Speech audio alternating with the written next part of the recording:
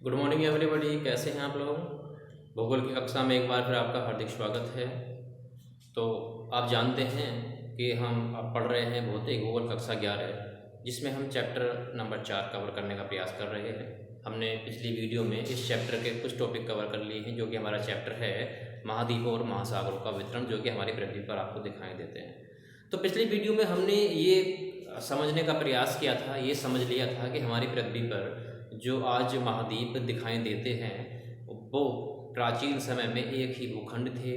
जो हमारे महासागर हैं वो एक ही बड़े महान सागर का हिस्सा है, यानी कि कुछ समयांतराल में इनमें विभाजन हुआ है और ये विस्थापित होकर आज का रूप ले लिए हैं। जो आज का रूप देखने को मिला है ये विस्थापन का ही एक परिणाम माना जाता है। और हमने इस विस्थापन के कुछ प्रमाण भी हमने समझने का प्रयास किया था कि कुछ प्रमाण हमें ये दिखाते हैं कि ये जो भाग हैं एक दूसरे के भाग हैं और एक ही भाग के हिस्से हैं। ये हमने समझने का प्रयास किया था।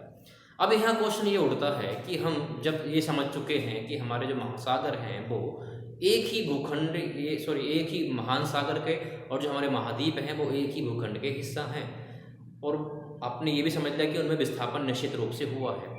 तो अब यहाँ बात आती है कि जो विस्थापन हुआ है तो संभवतः 100% कहना जरूरी होगा कि कोई ना कोई ऐसी शक्ति जरूर कार्य कर रही होगी जिसने इन एक बड़े भूखंड को तोड़ करके विभाजित करके और एक दूसरे से दूर कर दिया। कुछ समझने वाली बात रही होगी, यानी कोई ना कोई शक्ति, कोई ना कोई बल ऐसा कार्य जरूर कर रहा होगा जिसकी वजह से जो भूखंड विभक्त होकर के विस्थापित हो गए। तो इन्हीं बलों के बारे में आज हम पढ़ने का प्रयास करेंगे, जो कि हमारा टॉपिक रहेगा महाद्वीपीय प्रभाव संबंधी बल, यानी महाद्वीपों में जो प्रभाव हुआ है यानी फैलाव हुआ है उनके संबंध में कुछ बल हैं या कुछ शक्तियों के बारे में हम पढ़ेंगे। तो सबसे पहले आप जानते हैं बहुत सारे भूगोलवेत्ता अपना अपना मत देते हैं, तो उसी क्रम में यहाँ पर वैगनर महोदय हुए हैं, उन्होंने उन्हीं बलों के संबंध में अपने मत दिए हैं और उन्होंने विस्थापन संबंधी 2 बल बताए हैं। उन्होंने कहा है कि उन्होंने अपने हिसाब से उन्होंने अपने बुद्धि विवेक के इस्तेमाल प्रयोग करने के बाद 2 बलों का यहाँ पर उन्होंने जिक्र किया है। पहला बल हमारा माना जाता है, उन्होंने जो बताया है, जो बल बताया है वैगनर महोदय ने, एक बल है ज्वारीय बल, ठीक है। और दूसरे बल का जिक्र जो किया है उन्होंने कहा है ध्रुवीय फिलिंग बल, ठीक है। ज्वारीय बल और ध्रुवीय फिलिंग बल। अब आपको ये समझना है कि ये बल होते कौन से, क्या होते हैं, इनका मतलब क्या है और किस प्रकार से इन्होंने पृथ्वी के विस्थापन में या महाद्वीपों के विस्थापन में सहयोग प्रदान किया। देखिए, सबसे पहले हम बात करते हैं ज्वारीय बल की। तो ज्वारीय बल आप जानते हैं, ज्वारीय बल का मतलब ज्वार भाटा उत्पन्न करने वाले बल से होता है। अब ज्वार भाटा जो उत्पन्न होता है आप जानते हैं कौन से बल से होता है, या ऐसी कौन सी शक्ति होती है जिससे ज्वार भाटा उत्पन्न होता है। तो आपका उत्तर रहेगा कि ज्वार भाटा सूर्य और चंद्रमा की आकर्षण शक्ति के कारण होता है, जो कि पृथ्वी पर भरे हुए विशाल महासागर के जल पर कार्य करता है, ठीक है। यानी सूर्य और चंद्रमा की आकर्षण शक्ति ही ज्वारीय बल है। अब उस ज्वारीय बल ने महासागर में तो उत्पन्न कर दिए ज्वार। सिंभवती बात है कि उन्होंने आकर्षण लगा रहे हैं, दोनों बल आकर्षण लगा रहे हैं, यानी किसी पदार्थ को अपनी ओर खींच रहे हैं। तो उस कंडीशन में हमारा जल है वो उड़ जाता है, क्योंकि द्रव्य के रूप में जल्दी हमें दिखाई देता है, आभास भी हो जाता है। लेकिन वैगनर महोदय ने ये बताने का प्रयास किया कि जो ज्वारीय बल है वो संभवतः धरातल पर भी कार्य कर रहा होता है। जब हमारे जल को वो आकर्षित कर रहा है तो सिंपल सी बात है वो धरातल के किसी न किसी भाग पर भी अपना प्रभाव दिखा रहा होता है, लेकिन वो प्रभाव हमें एकदम प्रत्यक्ष रूप से अल्प समय में नहीं दिखता। तो वैगनर महोदय ने ये बताया कि बहुत लंबे समय अवधि के पश्चात इन बलों ने विस्थापन को जन्म दिया होगा, यानी इस बल के माध्यम से पृथ्वी के धरातल में विस्थापन रहा होगा। जैसे मान लीजिए चुंबकत्व है, चुंबक है, मान लीजिए आप चुंबक का प्रैक्टिकल कर लेते हैं। ये इस चुंबक का मतलब गुरुत्व वाली बात कर लेते हैं, यानी जो चंद्रमा है और चंद्रमा और सूर्य हैं दोनों की आकर्षण शक्ति है, और ये हमारा पृथ्वी है, तो इस पर जल को हम खींचने का प्रयास कर रहे हैं।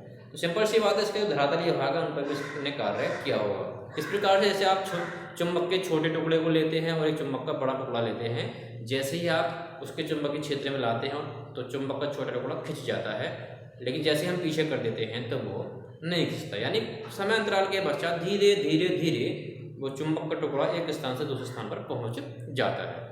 उसी प्रकार इस बल के कारण पृथ्वी के जो हमारे महाद्वीपीय भाग हैं आज देखने को मिलते हैं विस्थापन में, वो उस बल के कारण एक दूसरे से अलग हो गए होंगे, और अलग होने के क्रम में आंतरिक शक्तियों ने भी कार्य किया होगा, जिनके बारे में हम पढ़ेंगे।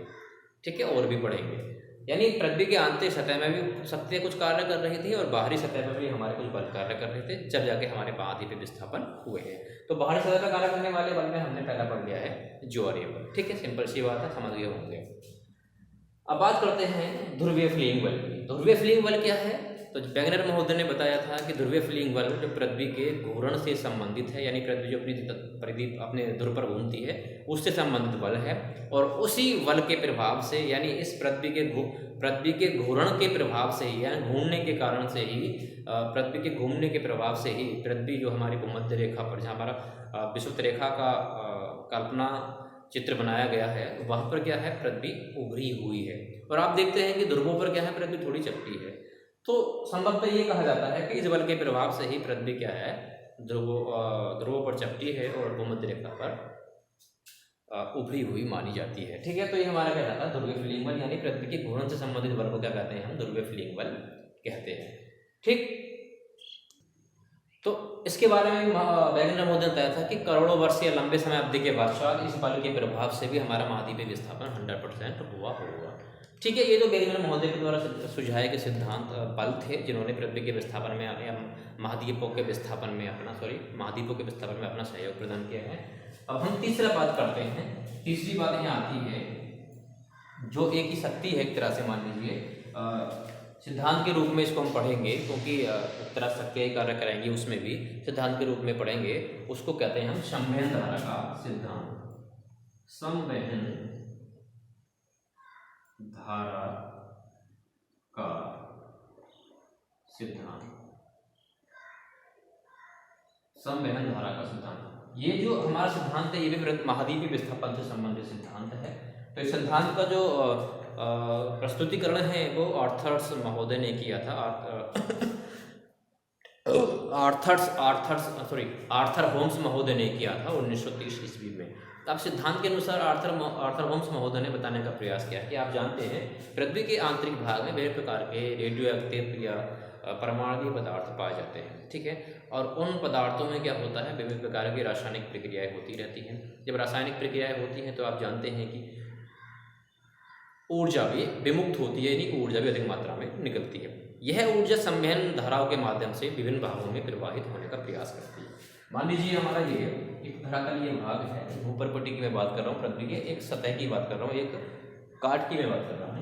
मान लीजिए हमारी पृथ्वी विभिन्न पदार्थों से मिलकर के बनी हुई है। आप जानते हैं ये हमारी विभिन्न प्रकार पदार्थों से मिलकर बनी है, इसमें कुछ परतें भी हैं, यानी ये पदार्थ मिलकर के ही हमारी पृथ्वी की चट्टाने या पृथ्वी की शैलें बनकर के या पृथ्वी की परतें बनकर के एक जगह इकट्ठा हुए हैं। अब इन्हीं में आप जानते हैं कि कोई रेडियो एक्टिव पदार्थ, जिसमें विस्फोट हो रहा है, जिसमें विभिन्न प्रकार की विस्फोट की प्रक्रियाएं हो रही हैं। जब विस्फोट हो रहा है और रेडियो एक्टिव तत्वों में रासायनिक प्रक्रियाएं हो रही हैं, तो इससे क्या हो रहा है, ऊर्जा निकल रही है। यह ऊर्जा क्या है, संवहन धारा के रूप में जाने का प्रयास करती है, प्रवाहित होती है चारों दिशाओं में।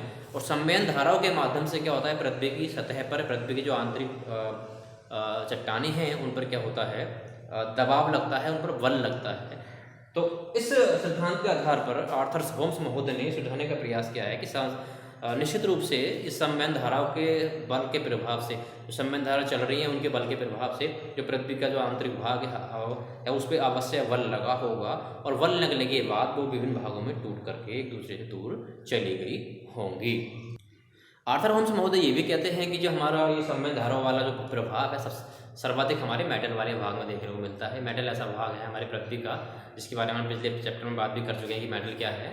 तो मेटल वाले भाग में इस प्रकार की संवहन धाराओं का पूरा जाल विद्यमान है, रेडियो पदार्थों के दिखता है, जिसके प्रभाव की वजह से ये हमारा महाद्वीपीय विस्थापन 100% हुआ होगा लंबे समाप्ति के पश्चात। ठीक है, तो ये कुछ सिद्धांत हमारे थे, कुछ हमारे बल थे, जिन्होंने महाद्वीपों के एक दूसरे से दूर जाने के या विस्थापन के संबंध में अपने कुछ तथ्य प्रस्तुत करने का प्रयास किया है।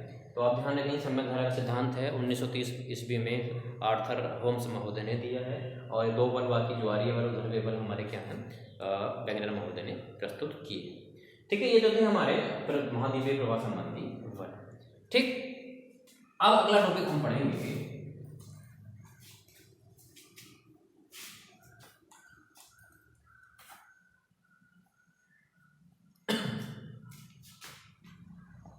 अगला टॉपिक आता है हमारा महासागरीय अधस्थल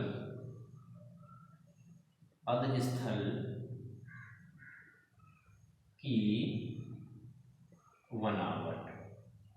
ठीक है, तो अब यहाँ क्वेश्चन ये उठता है कि आप महासागर के बारे में तो आप पूर्ण रूप से जानते हैं, तो महासागर का अधिस्थल क्या होता है इसके बारे में आपको समझना होगा। तो इसको प्रैक्टिकली हम एक डायग्राम के माध्यम से समझने का प्रयास करेंगे। मान लीजिए हमारा ये एक सागरीय भाग है, ये हमारा क्या है कि हमारा ये पेड़ है, समझ लीजिए हमारा ये महाद्वीपीय भाग है। ठीक है, ये महाद्वीपीय भाग है, मैं लिख देता हूँ महाद्वीप। ठीक है, और ये हमारा क्या है, सागर महासागर है, कोई भी हो सकता है, किसी सागर महासागर की आप बात कर लीजिए। ठीक है, तो अधिस्थल की बात आती है तो आप जानते हैं यहाँ से जहाँ से हमारा जल भराव शुरू है, ये हमारा महासागर कहा गया है इसको। अब यहाँ हम बात कर रहे हैं महासागरीय अधिस्थल, महासागरीय अधिस्थल। तो महासागरीय अधिस्थल का मतलब वास्तव में होता है महासागर की तली से। तली मतलब जहाँ पर वो जल ठहरा हुआ है, जिस वाली बात में बात कर रहा हूँ, ये जो हमारा भाग है कहलाता है हमारा महासागरीय अधिस्थल। यानी महासागर के जल के नीचे का वह भाग जहाँ पर जल विद्यमान होता है, भराव होता है, उस जल महासागरीय अधिस्थल भी कहते हैं।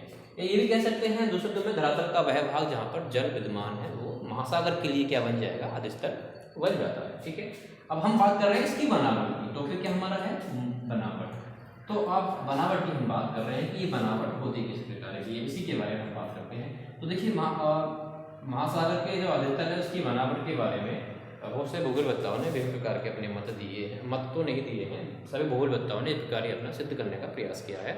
तो यहाँ पर जो महासागर का अधिस्थल होता है उसको 3 भागों में डिवाइड कर दिया गया है, 3 भागों में विभाजित कर दिया गया है। वैसे अलग अलग हम इसके भागों का अलग अलग अध्ययन भी करेंगे। ठीक है, सबसे पहला हमारा भाग विभाजित किया गया है, मैं यहाँ लिख दे रहा हूँ, इसके बारे में पढ़ेंगे, लिखना चाहिए मुझे, चलो मैं यहाँ लिख दे रहा हूँ, जल्दी शॉर्ट में रहेगा।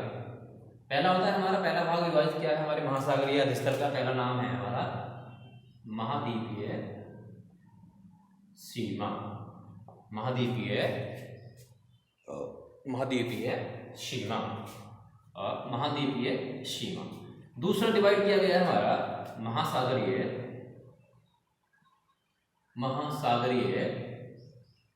मैदान। तीसरा डिवाइड किया गया हमारा महासागरीय कटक।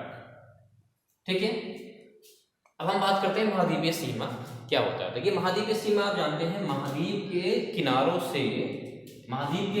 से और गहरे बेसिन तक का भाग हमारा क्या कहलाता है, ये हमारा क्या कहलाएगा, यहाँ तक का ये भाग कहलाता है हमारा महाद्वीपीय सीमा। महाद्वीपीय सीमा पहले मैं इसको ठीक प्रकार से यहाँ पर बना देता हूँ जिससे आपको समझ में आ जाएगा किस प्रकार से। 1 मिनट रुक जाइएगा, वेट कीजिएगा 1 मिनट।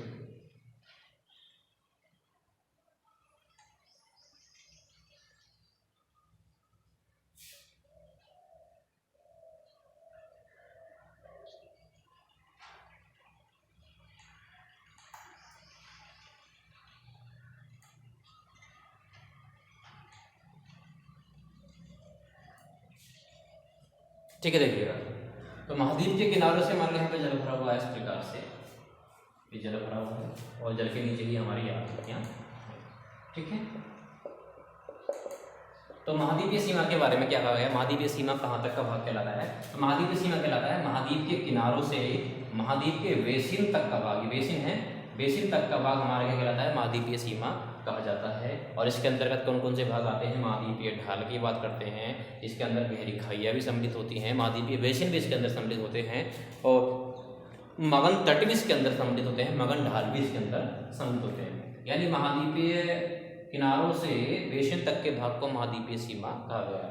हालांकि जो मैंने अभी बात की थी महाद्वीपीय ढाल, महाद्वीपीय मगन तट या गहरी खाइयाँ, इनके बारे में हम विस्तार से पढ़ेंगे चैप्टर नंबर 13 में, इसलिए मैं इन शॉर्ट यहाँ पर डिवाइड करने का प्रयास कर रहा हूँ। केवल हम 3 भागों में इसको डिवाइड करके पढ़ रहे हैं। तो पहला होगी हमारा महाद्वीपीय सीमा, तो आपको केवल ध्यान रखना है महाद्वीप के किनारों से और गहरे समुद्र के बेसिन तक के भाग को क्या कहते हैं, महाद्वीपीय सीमा कहते हैं, क्योंकि यहाँ तक हमारे महाद्वीप की सीमा ही होती है, बाकी हमारे महाद्वीप के भाग ही हमारे मान जाते हैं। ठीक है, अब दूसरा होता है हमारा महाद्वीपीय मैदान। तो महाद्वीपीय मैदान सिंपल सी बात है, मैदान के रूप में आकृति होती है। जैसे अब मैं ये बात बताना भूल गया, एक बात आपको ध्यान रखनी है, जिस प्रकार हमारे धरातल पर महाद्वीप पर चबच पाए जाते हैं, आकृतियाँ पाई जाती हैं, उसी प्रकार हमारे जल के अंदर महासागर में, महासागर के अंदर जहाँ की हम अधिस्थल की बात कर रहे हैं, उस अधिस्थल पर विभिन्न प्रकार की आकृतियाँ पाई जाती हैं। तो उन्हीं आकृतियों को हमने विभिन्न भागों में विभाजित कर दिया है, जिनके बारे में हम अभी बात भी कर रहे थे। जैसे महाद्वीपीय मगन तट की हम बात कर रहे थे, महाद्वीपीय मगन तट की हम बात कर रहे थे, गहरी खाइयों की हम बात कर रहे थे,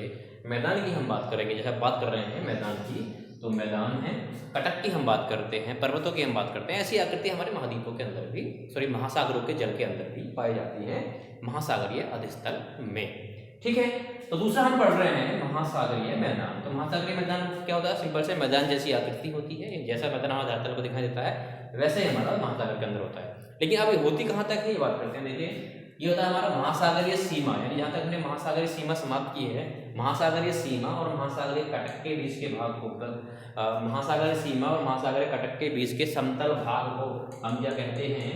महासागरीय मैदान कहते हैं। ठीक है, ध्यान दीजिएगा, महासागरीय सीमा जहाँ समाप्त होती है और महासागरीय कटक जहाँ प्रारंभ होता है, उसके बीच के भाग को क्या कहते हैं? महासागरीय मैदान कहते हैं। क्योंकि समतल होता है इसलिए हम क्यों कह रहे हैं? महासागरीय मैदान कह रहे हैं। ठीक है, इस मैदान की विशेषता क्या है कि महाद्वीपों से जो हमारी नदियाँ बहा करके आती हैं, वो यहाँ पर क्या है? निक्षेप यानी कि जो रेता या बालू आदि के कण होते हैं, वो यहाँ पर इकट्ठा कर देती हैं समतल रूप में। ठीक है, अब हम बात करते हैं, तीसरा हमारा है महासागरीय कटक। तो महासागरीय कटक आप जानते हैं, महासागरीय कटक क्या होते हैं? पिछले वीडियो में पढ़ रहे हैं कि लावा ज्वालामुखी विद्युत, पिछली वीडियो में पढ़ चुके हैं कि ज्वालामुखी प्रक्रिया के माध्यम से महासागरों के तल में भी लावा निकलता है। वो लावा जम करके एक लंबी दीवारों आकृति बना लेता है, जिसे क्या कहते हैं? महासागरीय कटक कहते हैं। तो तीसरे भाग को हमने क्या कहा है? महासागरीय कटक कहा गया है। महासागरीय कटक में क्या होते हैं? महासागरीय कटक के साथ साथ महासागरीय अन्य प्रकार की छोटी द्वीप होते हैं, और इसमें विभिन्न प्रकार के पर्वत आदि आकृतियाँ इसमें सम्मिलित की जाती हैं। आप जानते हैं ये जो कटक वाला क्षेत्र है हमारे ज्वालामुखी उद्गार के क्षेत्र होते हैं। और जो कटक होता है, कटक क्या होता है? हमारा एक विभाजक का कार्य करता है, जल को एक तरह से जल को विभिन्न भागों में विभाजन का कार्य भी करता है। और इस पर रिफ्ट होते हैं, पर्वत श्रृंखलाएं इसमें होती हैं, ये इसकी विशेषता होती है कटक की। ठीक है,